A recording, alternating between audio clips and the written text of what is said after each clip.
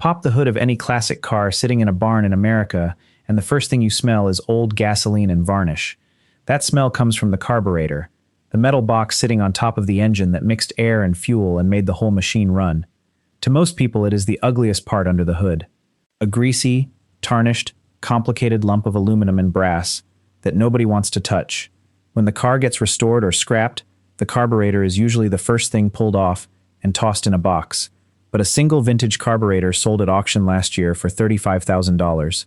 Not because it was polished, not because it still worked. Because it had the right list number stamped into the air horn and it came off the right engine. And when that sale was announced, mechanics and collectors started going through every box of old engine parts they had saved over the years, checking numbers, comparing stampings, looking for the one carburetor that could retire them. Because here is what almost nobody understands about vintage carburetors. From the 1950s through the 70s, companies like Holley, Rochester, and Carter produced hundreds of different carburetor variants, each one engineered for a specific engine in a specific car. The big muscle cars got the biggest carburetors with the highest flow rates, and those are the ones that command money today. When the muscle car era ended in the early 70s, production stopped and the tooling was scrapped. Nobody makes these carburetors anymore. When a collector needs a specific one to complete a correct restoration, they have to find the original, and the rarer the engine, the rarer the carburetor, and the more insane the price. Most old carburetors sell for $20 or $50 as rebuildable cores, but a handful of specific list numbers sell for thousands, and the rarest ones climb into 5 figures. The difference is a number stamped into the metal and a couple of internal details that collectors memorize like serial numbers on rare currency, and they are quietly buying these up at every swap meet in the country.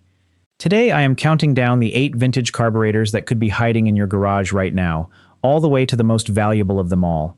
And stay to the end because there is a bonus carburetor so rare that only a few were ever produced and none have appeared at public auction in over a decade. So before we go any further, go to your garage right now and find every carburetor you can.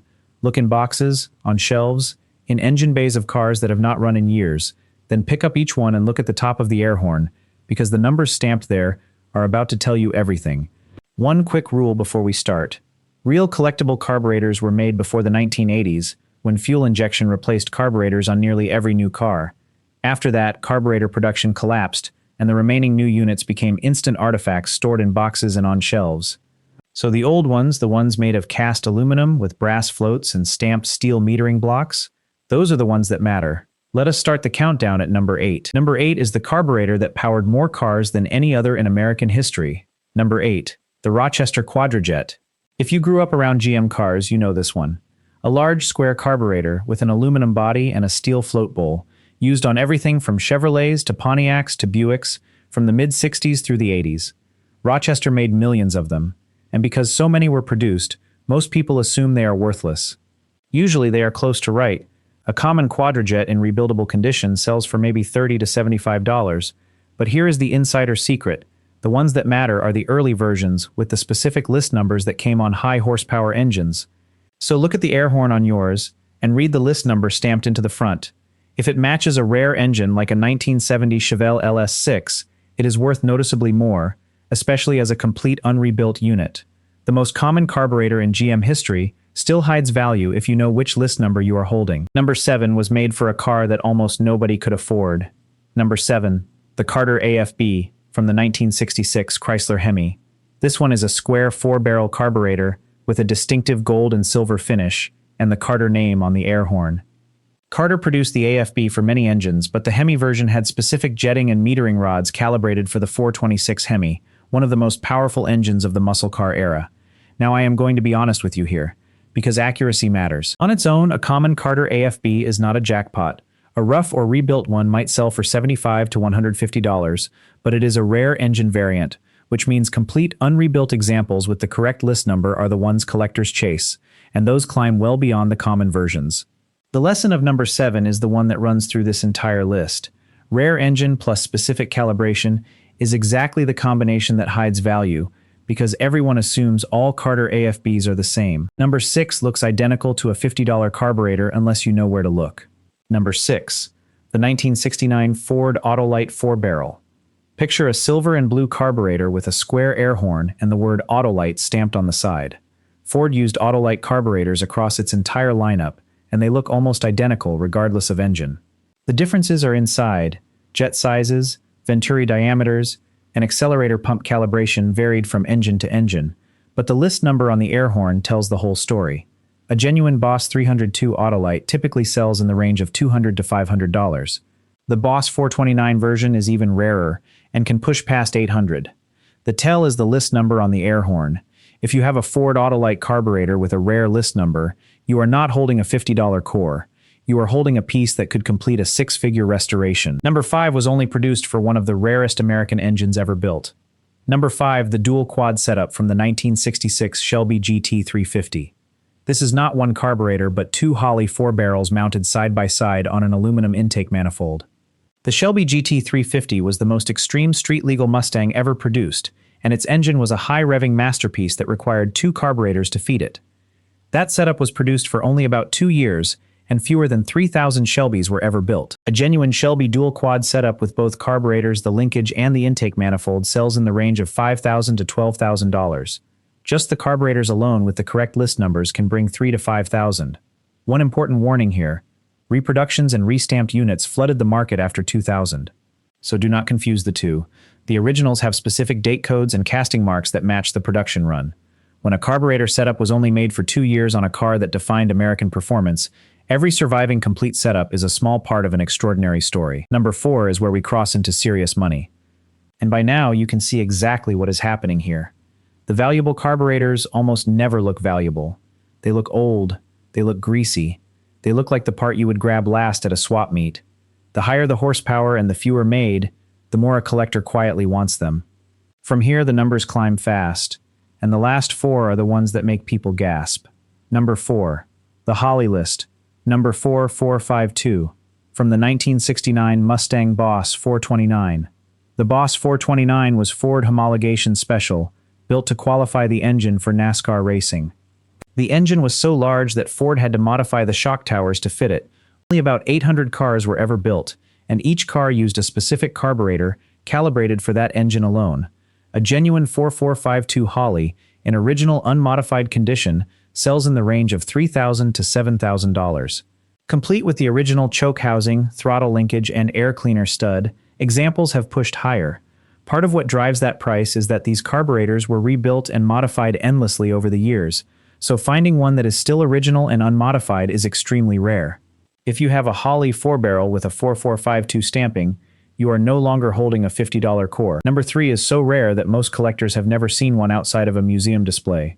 Number 3, the Rochester fuel injection unit from the 1957 Chevrolet Corvette. This one is not technically a carburetor, but a mechanical fuel injection system that Rochester built exclusively for the Corvette in the late 50s. It sat on top of the engine in place of a carburetor, and it was so complex that most mechanics could not service it. Chevy nearly discontinued it after 1 year. The Rochester fuel injection unit from the 50s is one of the rarest intake systems in American automotive history. Individual units sell in the $5,000 to $10,000 range, and complete setups with all the original plumbing and linkage have reached $15,000. The tell is unmistakable. A tall aluminum and steel unit with multiple fuel lines running from a central metering block. If you find one in a box of old Corvette parts, whatever you do, do not sell it as scrap metal. Number 2 is one of the most legendary carburetors in the history of motorsport. Number 2, the Weber carburetor setup from the Ferrari 250 GTO. Weber built racing carburetors for the greatest sports cars ever made, and the 250 GTO was the greatest of them all. Only 36 GTOs were ever built, and each one used a bank of 6 Weber carburetors mounted on a custom intake manifold. The carburetors were hand-assembled and calibrated for each individual engine. A single genuine Weber from a 250 GTO sells in the range of $8,000 to $15,000. A complete setup of 6, with the manifold and linkage, is worth more than most houses. The tell is the Weber name cast into the body, and the specific type number stamped on the side. If you have a box of Italian carburetors with Weber markings, and you do not know where they came from, look very carefully. But none of these, not even the Weber from the GTO, is the single most valuable carburetor hiding in American garages. First, the one mistake that destroys all of this value, and the difference that fools almost everyone. Because here is how people lose the value without even realizing it. And it comes down to one word: originality. The carburetors that collectors want have never been rebuilt or restamped. After 1990, the restoration industry exploded with rebuilt carburetors that look almost identical to the originals, but are not collectible at all. So how do you tell them apart in your own garage? Look at the throttle shafts and the metering blocks. Genuine vintage carburetors have factory machining marks and specific brass float configurations that rebuilds never replicate exactly. Re-stamped list numbers look cleaner and deeper than original stampings. Original condition with honest varnish and patina is worth more than a perfect rebuild every single time. The second trap is the hype itself. You have probably seen headlines about carburetors selling for $20,000 or $35,000. Here is the truth. Those are the 1%. Most old carburetors are common and sell for $30 or $50 as cores, so never trust a listing price. Only trust what carburetors have actually sold for. So here is exactly what to do. First, pick up every carburetor and read the list number stamped on the air horn. Second, check for originality. Original components with honest wear are worth far more than a perfect rebuild. Third, chase the rare engine variants and the one-year-only designs. Fourth, completeness is everything. Original linkage, choke housings, and air cleaner studs multiply the value. And fifth, when you find a carburetor from this list, search the sold listings, not the ones still for sale, because sold prices are the only honest number. Which finally brings us to number one. Number one, the pair of Holley carburetors from the 1966 Shelby Cobra 427 Super Snake. The Super Snake was the most extreme Cobra ever built.